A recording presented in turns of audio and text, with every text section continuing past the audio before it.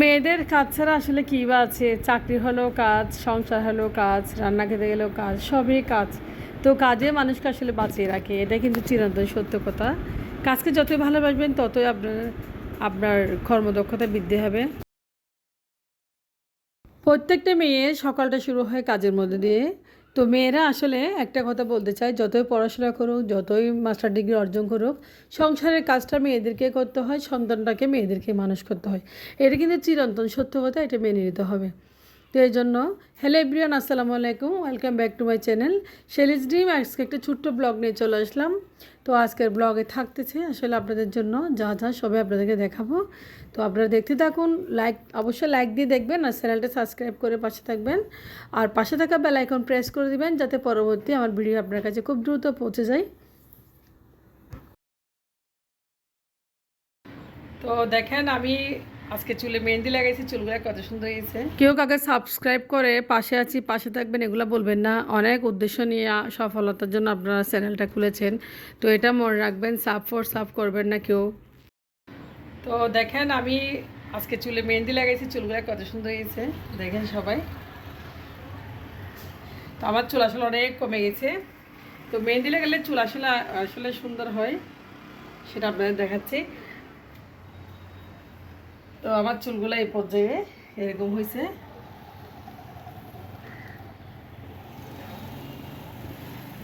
তো মেহেন্দি লাগালে আসলে মাথায় ভালো লাগে, একটু ঠান্ডা লাগে।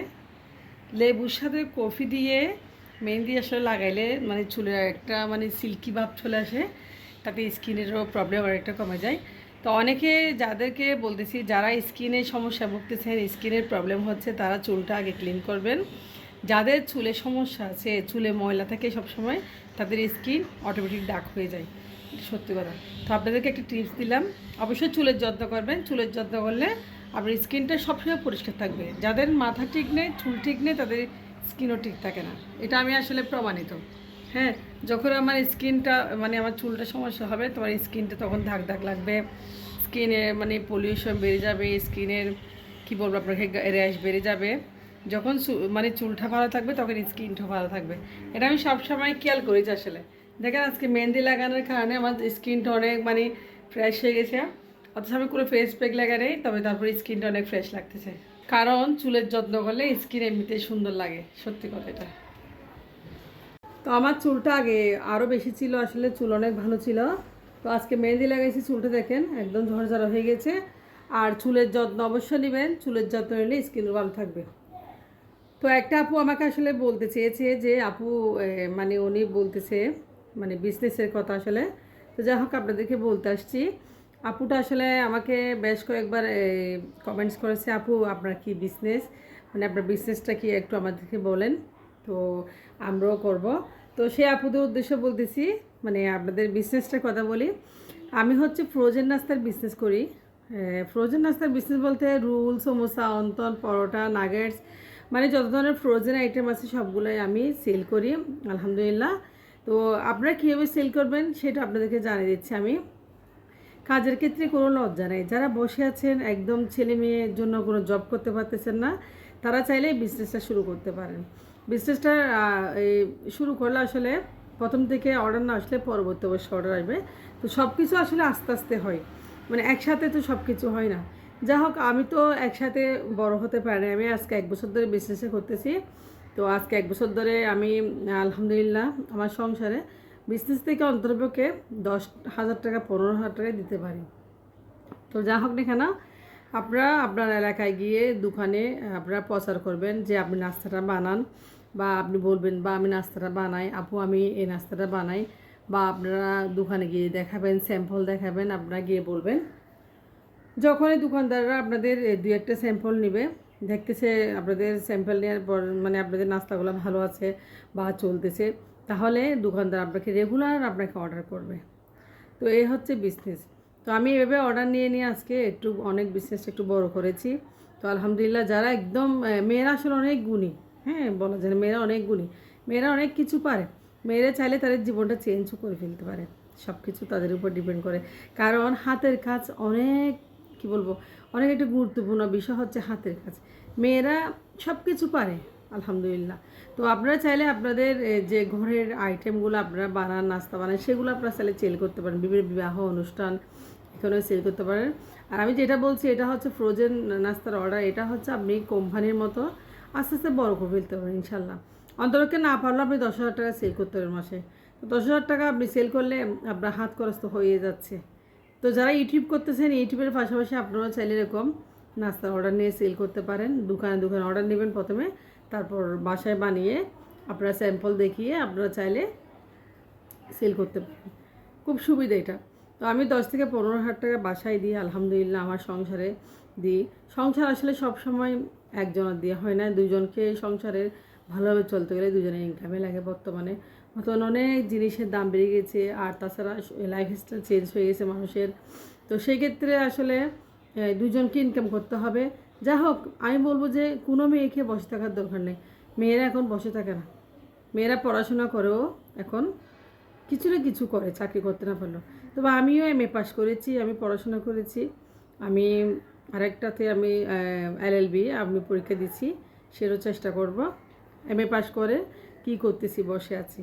তো সেজন্য আমি এই ফ্রোজেন কোম্পানির খোলার ব্যবস্থা করব আস্তে আস্তে। এখন ছোটো ছোটোভাবে চলতেছে, আস্তে আস্তে আমি আমার কোম্পানি বা কোম্পানির মতো আমি রেজিস্ট্রেশন করব। আমার খুব ইচ্ছা আছে, বা বিএসটি করব, এই আর কি।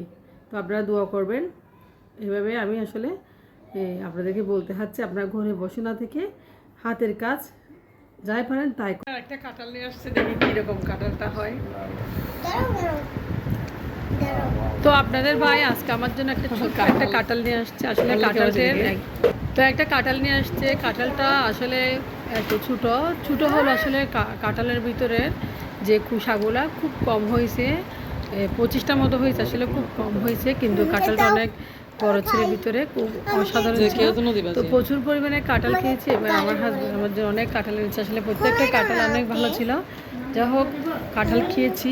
আসলে এত কাঁঠাল কোনো বছর আমি খাই নাই, তো আমার খুব ভালো লেগেছে। আসলে প্রত্যেকটা কাঁঠাল এরকম ছিল, কাঁঠালের খোসাগুলো কম থাকলো ভিতরে, কিন্তু কাঁঠাল মানে কাঁঠালগুলো খুব শক্ত ছিল।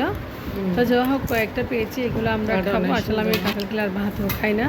তো আজকে বিকেলে কাঁঠালটা নিয়ে আসছে আপনাদের ভাই, সাথে মাছও নিয়ে আসছে, রান্না করব। তো কাঁঠালটাও কাটতেছে। এই কাঁঠাল কাটা আসলে আমার পক্ষে সম্ভব না, আমি কাটতে পাই না। তো যা হোক, কাঁঠালটা অনেক সুন্দর ছিল। এদিকে মাছগুলো কেটে নেওয়ার জন্য প্রস্তুতি নিচ্ছে। তো এগুলো আমার হাজব্যান্ড আমাকে কেটে দেয়, আপনারা জানেন সবাই একদম। তো আপনাকে দেখিয়েছি, মাছগুলো কেটে দিয়েছি, এখন ধুয়ে ফ্রেশ করে নিয়েছি আর রান্না করব। তো মাছগুলো আসলে খুব সুন্দর করে ধুয়ে নিয়েছি, একদম ভালোভাবে ফ্রেশ করেছি, একদম উপরের অংশটুকু। যাই হোক, এটা হচ্ছে আইর মাছ। আসলে আমি যা মনে করতেছি আইর মাছ। তো এখন চুলায় আমি মশলা কষিয়ে নিয়েছি, মরিচ মশলা হলো সব কিছু কষিয়ে নিয়েছি। তো মাছটা এখন রান্না করার জন্য চলে আসলাম। তো মরিচ মশলা ভালো কষানো হয়ে গেছে, এখন মাছটা আমি দিয়ে দিচ্ছি উপর থেকে। তো আজকে হচ্ছে এগুলোই আসলে রাত্রেবেলা রান্নাবান্না, এগুলো আপনার সাথে শেয়ার করতেছি। তো বিকেলবেলা তো মাছটা দেখেন একদম খুব অসাধারণ, আসলে একটু কাটা নেই মাছে। তো মাছটা বাচ্চারাও খুব পছন্দ করে। তো এই মাছটা আমি রান্না করতেছি আসলে আজকে আমার ননসের জন্য নিয়ে যাবো অল্প, তারপর আমার ছেলে মেয়েরাও খাবে। তো যা হোক না কেন, অনেক সুন্দর হয়েছে মাছটা। তো রান্না করে নিচ্ছি, ঝুল করে একটু রান্না করব। তো একটু ঝুল দিয়েছি দেখেন। তো মাছটা হয়ে গেছে, এদিকে একদম খুব কালার এসেছে। তো আমি বেরিয়েছিলাম আসলে একটু বাজারগুলো নিয়ে আসলাম। আমি আসলে মরিচ নিয়ে আসলাম, বাসায় মরিচের গুঁড়ো শেষ হয়ে গেছে। আর মরিচ পাইলাম খুব সস্তা, একদম 150 টাকা করে মরিচ। তো 150 টাকা এনে উনি আমার থেকে 140 টাকা করে নিয়েছে মিষ্টি মরিচ। আমি এখানে 1.5 কিলো নিয়েছি। তো মরিচগুলো একটু শুকাবো রোদে দিয়ে। তো এদিকে বাচ্চার জন্য জেলি নিয়ে আসছি, সকালে মেয়েটার স্কুল আছে, ছেলেরও স্কুল আছে আসলে। তো ডিম নিয়েছি, অনেকগুলো বাজার নিয়েছি বাসার জন্য, সবগুলো মিলে আসলে টুকিটাকি। তো বাসা আসলে বাজার লাগে, সেজন্য নেওয়া। যা হোক না কেন, বাজারগুলো করা হয়ে গেছে, এগুলো আমি গুছিয়ে নিব রাত্রিবেলা। এখন অনেক রাত হয়ে গেছে, ঘুমানোর টাইম হয়ে গেছে। তো আজকের ব্লগটা একটুকুই থাকতেছে। আজকের ব্লগে যারা দেখিয়েছি অবশ্যই সবাই দেখবেন, কমেন্টস করবেন, লাইক করবেন, শেয়ার করবেন। আর বেশি বেশি করে আপনারা আমার সাথে থাকবেন সব সময়। তো সবাইকে বলতেছি একটা কথা, কাউকে ফলো মানে সাবস্ক্রাইব করে আনসাবস্ক্রাইব করবেন না, আর কাউকে সাবস্ক্রাইব করে পাশে থাকবেন, পাশে আছি সাব করবেন না, এতে আপনারও ক্ষতি হয়ে যাবে। সবাই অনেক কষ্ট করে উদ্দেশ্য নিয়ে মানে চ্যানেলটা খুলেছেন, তবে এগুলো করলে আপনাদের অনেক ক্ষতি হয়ে যাবে। তো আল্লাহ হাফেজ, আসসালামু আলাইকুম।